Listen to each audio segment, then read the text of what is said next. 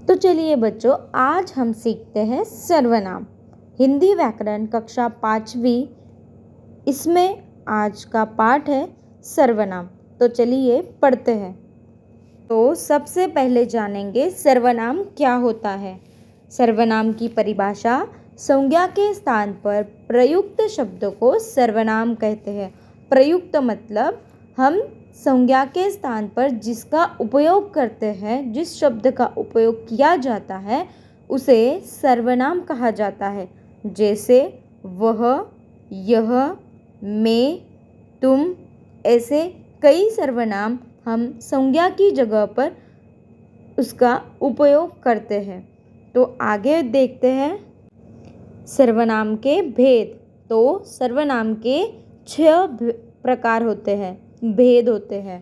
तो पहला पुरुषवाचक सर्वनाम, दूसरा निश्चित सर्वनाम, तीसरा अनिश्चयवाचक सर्वनाम, चौथा संबंधवाचक सर्वनाम, पांचवा प्रश्नवाचक सर्वनाम और छठा व्यक्तिगत सर्वनाम। ये 6 प्रकार होते हैं सर्वनाम के। एक एक प्रकार को हम विस्तार से पढ़ेंगे। पहला है पुरुषवाचक सर्वनाम। तो पुरुषवाचक सर्वनाम की परिभाषा पढ़ेंगे। वे सर्वनाम जो कहने वाले, सुनने वाले या अन्य पुरुष जिसके बारे में बात कर रहे हैं का बोध कराए, उन्हें पुरुषवाचक सर्वनाम कहते हैं। उदाहरण: मैं, तू, वह। तो पुरुषवाचक सर्वनाम होता है कि जो कहने वाला या सुनने वाला या अन्य पुरुष किसी के बारे में बोध करा रहा हो, मतलब बता रहा हो, उसे हम पुरुषवाचक सर्वनाम कहते हैं। पुरुषवाचक सर्वनाम के उदाहरण हैं मैं, तू, वह। आगे देखते हैं दूसरा प्रकार। हमारा दूसरा प्रकार है निश्चयवाचक सर्वनाम। तो निश्चयवाचक सर्वनाम यानी वे सर्वनाम जो किसी वस्तु या स्थान के बारे में निश्चय पूर्वक ज्ञान कराए, उसे निश्चयवाचक सर्वनाम कहते हैं। उदाहरण: यह मेरी पुस्तक है, वह मेरा घर है। यहाँ यह और वह शब्द किसी निश्चित वस्तु की ओर संकेत कर रहे हैं, इसलिए ये निश्चयवाचक सर्वनाम है। उदाहरण से आप समझे होंगे कि किसी भी स्थान के बारे में जो निश्चय पूर्वक मतलब पक्का ज्ञान दे, उसे हम निश्चयवाचक सर्वनाम कहते हैं। जैसे यहाँ पर यह और वह शब्द दे रहा है। अगला प्रकार देखते हैं। आगे है अनिश्चयवाचक सर्वनाम। वे सर्वनाम जो किसी वस्तु का निश्चय पूर्वक ज्ञान न कराए, उन्हें अनिश्चयवाचक सर्वनाम कहते हैं। जैसे निश्चयवाचक सर्वनाम में किसी वस्तु का निश्चय पूर्वक ज्ञान कराया जाता है, वैसे ही उसके अपोजिट अनिश्चयवाचक में निश्चय पूर्वक किसी भी वस्तु का ज्ञान नहीं कराया जाता, इसीलिए उसे कहते हैं अनिश्चयवाचक सर्वनाम। उसके उदाहरण हैं कोई गा रहा है, उसे कुछ हो गया है। यहाँ पे हमें कोई गा रहा है मतलब जो गा रहा है उसका पूरा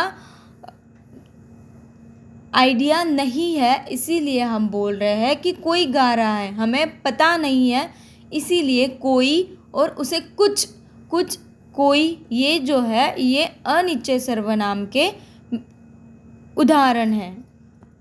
अगला प्रकार संबंधवाचक सर्वनाम। जो सर्वनाम वाक्य में प्रयुक्त किसी दूसरी संज्ञा या सर्वनाम से संबंध बताते हैं, उन्हें संबंधवाचक सर्वनाम कहते हैं। जैसे उदाहरण है जैसा करोगे वैसा भरोगे, जो भागेगा वह गाड़ी पकड़ लेगा। यहाँ जैसा, वैसा और जो, वह शब्द दो बातों में मेल स्थापित कर रहे हैं, मतलब दो बातें जोड़ रहे हैं, अतः ये संबंधवाचक सर्वनाम है। इसीलिए इन्हें बोला जाता है संबंधवाचक सर्वनाम। जो दो वाक्य या दो शब्द में मेल कराए, संबंध कराए, इसीलिए उसे कहा जाता है संबंधवाचक सर्वनाम। अगला प्रकार देखते हैं।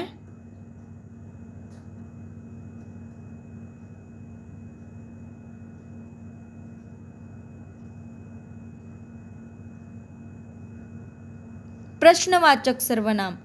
जो सर्वनाम वाक्य में किसी प्रश्न का बोध कराए उन्हें प्रश्नवाचक सर्वनाम कहते हैं। ये ध्यान रखना बहुत ही इजी है कि जिस वाक्य के अंत में प्रश्न चिन्ह लगा हो या उस वाक्य में कोई प्रश्नार्थक शब्द उपयोग किया गया हो तो उसे हम प्रश्नवाचक सर्वनाम कहेंगे। उसका उदाहरण कौन गा रहा है, उसके बाद में हमने प्रश्न चिन्ह लगाया है, इसलिए हम जल्दी पहचान सकते हैं कि यह प्रश्नवाचक सर्वनाम है। वह क्या कर रहा है, यहाँ कौन और क्या शब्द प्रश्न करने का बोध करा रहे हैं, इसीलिए ये प्रश्नवाचक सर्वनाम है। प्रश्नवाचक सर्वनाम हम जल्द ही इजी पहचान सकते हैं। अगला प्रकार व्यक्तिगत सर्वनाम। वे सर्वनाम जो कर्ता के साथ अपनेपन का भाव प्रकट करता है उसे निजवाचक सर्वनाम कहते हैं। उदाहरणार्थ, मैं अपना काम आप कर लूँगा, मतलब मैं अपना काम अपने आप कर लूँगा, मतलब मैं खुद कर लूँगा। तो ये जो सर्वनाम है वो अपनेपन का भाव प्रकट करता है, मतलब खुद की भाषा यहाँ पर बोली जाती है, इसीलिए उसे निजवाचक या व्यक्तिगत सर्वनाम कहा जाता है। देखो यहाँ पर आप और स्वयं शब्द कर्ता के लिए ही प्रयुक्त हुआ है। कर्ता मतलब जो काम कर रहा है उसके लिए, इसीलिए इसे कहते हैं निजवाचक सर्वनाम।